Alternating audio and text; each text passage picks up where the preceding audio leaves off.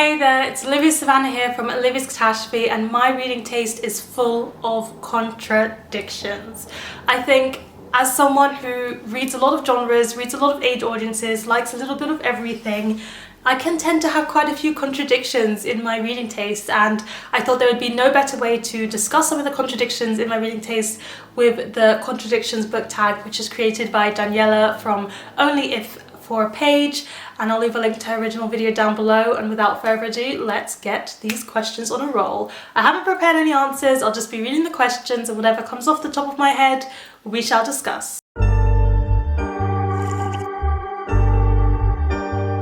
So the first question is, I love this genre, but I didn't like this book. So I love many genres, so which genre am I going to choose? I think it's quite easy for me to be like, I didn't like this romance book. So I love the romance genre. I think there's quite a lot that I enjoy about it for several reasons, and it's just one of those genres that makes me happy. That's the aim that I want to feel by the end of reading a romance book. But I was not very happy by the end of reading The Hating Game by Sally Thorne.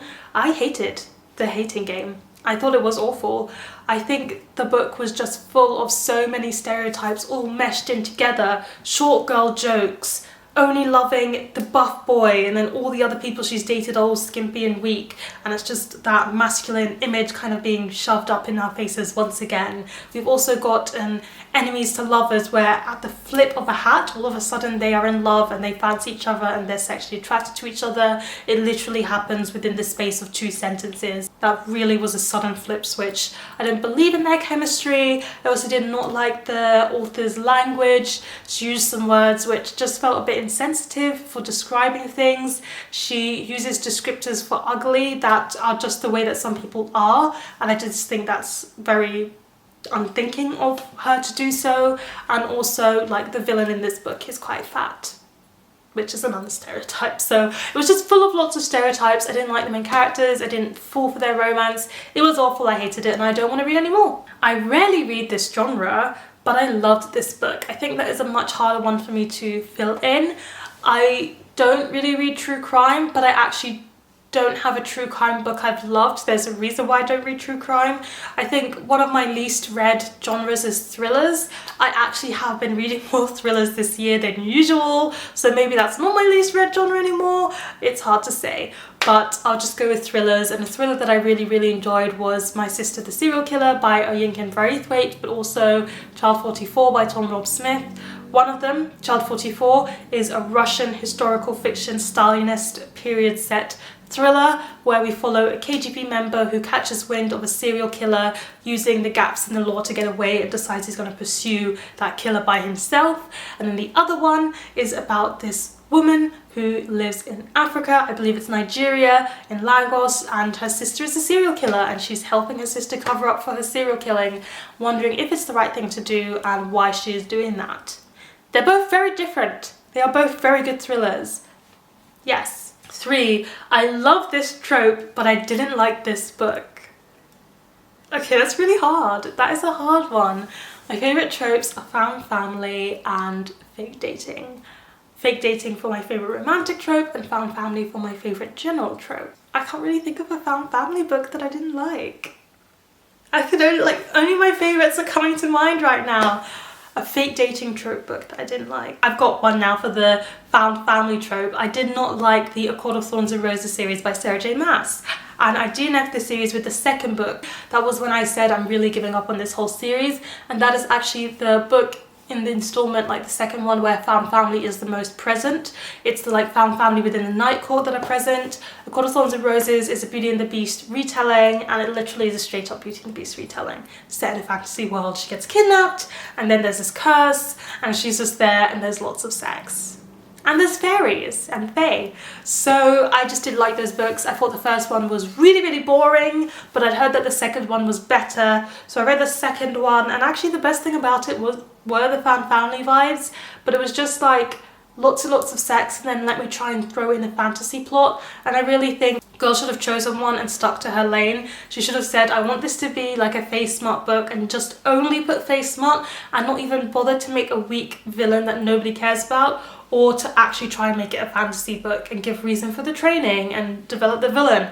You can have both, I don't think she managed both well, so then it just ended up poor on both counts. So that is actually a book with found family I did not like. I hate this trope, but I loved this book. I think this one's easy for me. I don't hate the trope age gap in romance, but I'm not a big fan of age gaps in my romance. They often just leave me feeling uncomfortable. I feel like most romance readers have that. They're like, oh, I don't like this trope. But this book, and literally, I don't like age gap romance, but For Real by Alexis Hall, you know, I love that book. It's about this like young adult who should be at uni but he isn't for personal reasons, and then there's also this really grumpy older man who, yeah, they kind of meet on the BDSM scene and they have a BDSM moment, and the younger one is the dom and nobody will take him seriously, and this older man is the sub, and everybody laughs at their dynamic because one of them is just, it shouldn't be that way. The dom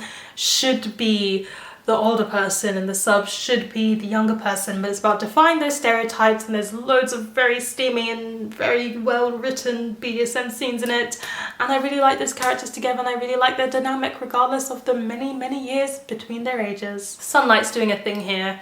I apologise that it looks like I'm fading into the ether. Next question. I love this author, but I didn't like this book. I always think of Shiver by Maggie Stiefvater. The first book I ever read by Maggie Stiefvater was Shiver. It's her werewolf story. I thought it was dry. I thought it was boring. It sent me into a reading slump. I didn't like the characters.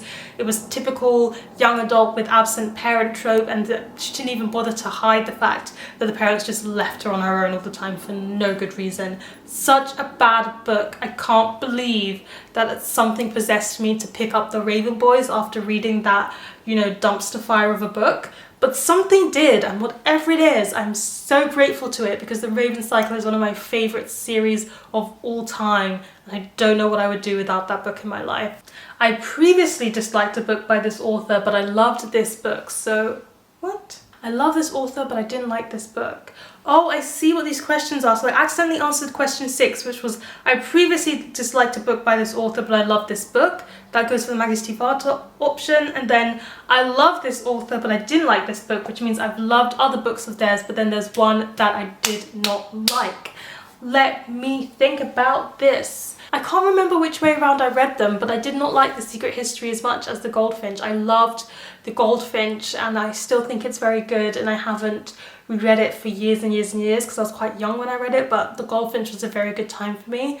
But The Secret History, I just think doesn't hold a candle to it. I think it's a bit more stale, and the ending for The Secret History is really disappointing. The writing's a bit prestigious. It's good writing, but the characters and the ending just kind of cancel out some of the writing effects and some of the storyline effects. So all in all, I gave The Secret History 3 stars when I read it, but in hindsight, would I give it even less? Maybe. So that's a case of I really like The Goldfinch, but The Secret History just wasn't really it for me. Even though I did like it, it still wasn't it for me, the way The Goldfinch was. I love this cover, but I didn't like this book. Oh my goodness, I could talk about this for days. There's so many times where the cover is just beautiful and you really want to love a book for that reason, but I just did not. And I think I'm going to do this in a special edition way. I had the special edition of A Darker Shade of Magic, and I just kept it for so long because there's so much hype around her books, but I just did not love A Darker Shade of Magic like everyone else does. I just did not love Victoria E. Schwab's books as much as everybody else does, and so I just had to let that beautiful Illumicrate edition of A Darker Shade of Magic leave my shelves and go to someone who would appreciate it more. There's just something about that series which really leaves it at a mediocre level to me, and I think I found a lot of her books like mediocre level. I never really connect too much to the characters, especially not to her female characters and the way she writes them, but I love her world building and I love her concepts, but I don't really like her execution. So it's a bit of a mixed bag for me with V.E. Schwab. And then I didn't like this cover, but I loved this book. I think I really loved The Book of Form and Emptiness by Ruth Ozeki, but I don't think the cover does a good job of representing what the story is really about, and maybe the cover could have a bit more life to it, could have a bit more fluidity to it being fiction and really showcasing that story, because The Book of Form and Emptiness is about this mother-son duo and the father dies, and it's about them both grieving in their different ways and struggling to connect to each other, but also to the rest of the world around them through their grieving period and process. And the mother's a bit of a hoarder, but then Benny starts to hear voices of the objects around him. So being around his mother's house where there's so many items, he's just hearing this avalanche of voices. And it's about dealing with that, and the voices can be seen as quite metaphorical for other things. And it's one of those books that deals with a lot, but deals with it all very well, and it was just written so well, and it was such a good read. But I would change the cover to make it more inviting. But also I do think literary adult fiction doesn't get as exciting covers as young adult and middle grade do. But that's just my 2 cents. There you have it, that's the end of the Contradictions book tag, but I would like to know in the comment section down below a book that is by the same author, one of which you liked one of their books and one of which you didn't like. Tell me a contradiction in your reading taste. Please give this video a thumbs up if you enjoyed it, hit the subscribe button if you want to see more, and don't forget to hit that notification bell to be updated every time I have a new video. And you know what they say, onwards and upwards. Excelsior!